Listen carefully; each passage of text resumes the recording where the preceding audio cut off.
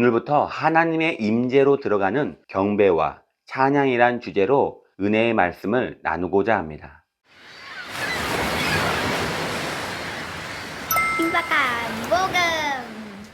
셋째로 우리는 왜 찬양을 해야 할까요? 하나님을 찬양하는 것은 하나님의 명령이기 때문입니다. 시편 150편 1절에 그를 찬양할 지어다. 야훼께서 우리에게 찬양해 달라고 하나님은 요구하신 것이 아니라 우리에게 명령하셨습니다.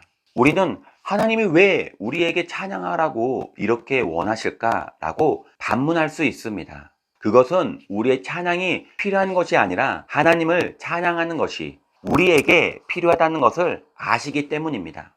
오히려 우리에게 더 좋은 것이기 때문입니다. 궁극적으로 찬양이 하나님께 유익을 주는 것은 아닙니다. 단지 하나님은 우리에게 유익을 주기 위해 찬양하도록 명하신 것입니다. 왜냐하면 우리가 하나님을 찬양할 때 하나님과 올바른 관계를 맺게 되기 때문입니다. 둘째로 하나님께서는 우리의 찬양 가운데 거하시기 때문입니다. 하나님은 찬양을 사랑하십니다. 또 하나님은 우리의 찬양을 너무나 기뻐하셔서 문자 그대로 하나님 자신을 찬양으로 둘러싸게 하시며 그 찬양 속에 잠기기를 원하십니다. 우리는 하나님께서 이렇게 찬양을 좋아하시기 때문에 하나님을 찬양해야 하는 것입니다. 이사야 60장 18절을 보면 찬양의 주제를 연구할 때 많은 도움이 됩니다. 또 성경 구절들을 푸는 열쇠가 되기도 합니다. 내가 내 성벽을 구원하라, 내 성문을 찬양하라, 칭할 것이니라.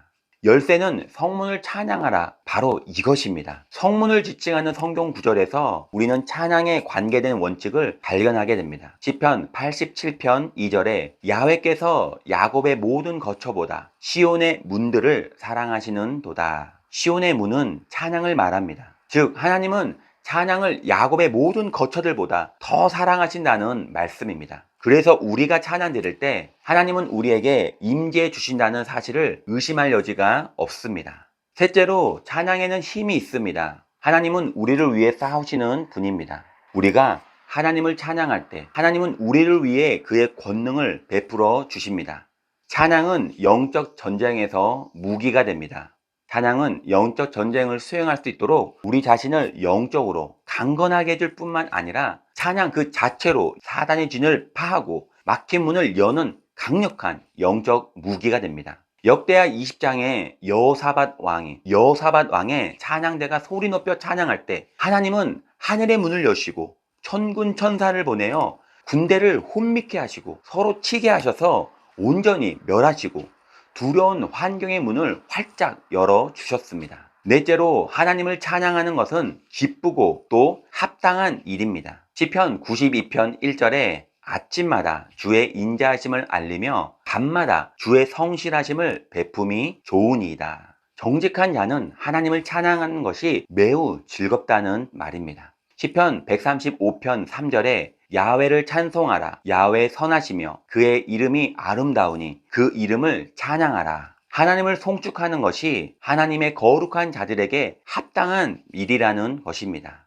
다섯 번째로 하나님은 우리의 찬양을 받으시기 합당하신 분입니다. 요한계시록 4장 11절에 우리 주 하나님이여 영광과 존귀와 능력을 받으시는 것이 합당하오니 주께서 만물을 지으신지라. 만물이 주의 뜻대로 있었고 또 지으심을 받았나이다. 하나님은 지구를 만드시고 모든 우주와 행성과 별과 우리 주변의 모든 것들을 만드신 창조하신 분이십니다. 하나님은 정말 놀라우신 분이시고 찬양받기에 합당하신 분입니다. 더 놀라운 사실은 그렇게 높은 분이 우리를 구원하기 위해 스스로 낮아지시고 인간의 형상으로 가장 낮은 곳으로 오셨습니다. 오늘도 우리를 돌보시고 사랑하는 아들을 우리에게 보내주셔서 그 사랑에 찬양할 수밖에 없습니다. 마지막으로 우리는 하나님을 찬양하도록 창조되었습니다. 소요리 문답을 보면 인간의 주요한 목적은 하나님을 영화롭게 하는 것이며 하나님을 영원히 기뻐하는 것이다 라고 말합니다. 예레미야 13장 11절은 하나님께서 찬송받기 위하여 이스라엘 족속을 부르셨다는 것을 말합니다. 야훼의 말씀이니라. 띠가 사람의 허리에 속함같이 내가 이스라엘 온 집과 유다 온 집으로 내게 속하게 하여 그들로 내 백성이 되게 하며 내 이름과 명예와 영광이 되게 하려 하였으나 이 말씀은 베드로전서 2장 9절에도 반영되어 있습니다. 오직 너희는 택하신 족속이요 왕같은 제사장이요 거룩한 나라요 그의 소유된 백성이니 이는 너희를 어두운 데서 불러내어 그의 기이한 빛에 들어가게 하신 아름다운 자의 덕을 찬양하게 하려 하심이라. 우리는 하나님의 찬양을 선포할 목적으로 선택받은 것입니다. 이사야 43장 21절에 이 백성은 내가 나를 위하여 지었나니 나의 찬송을 부르게 하려 함이니라.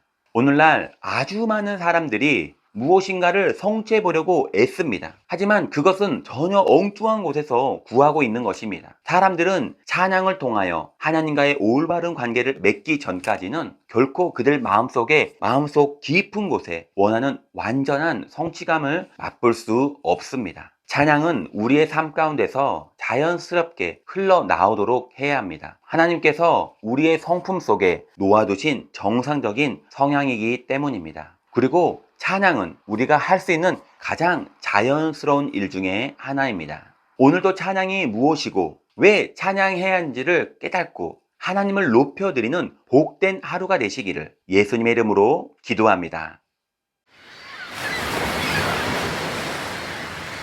Tin và cả vô ngờ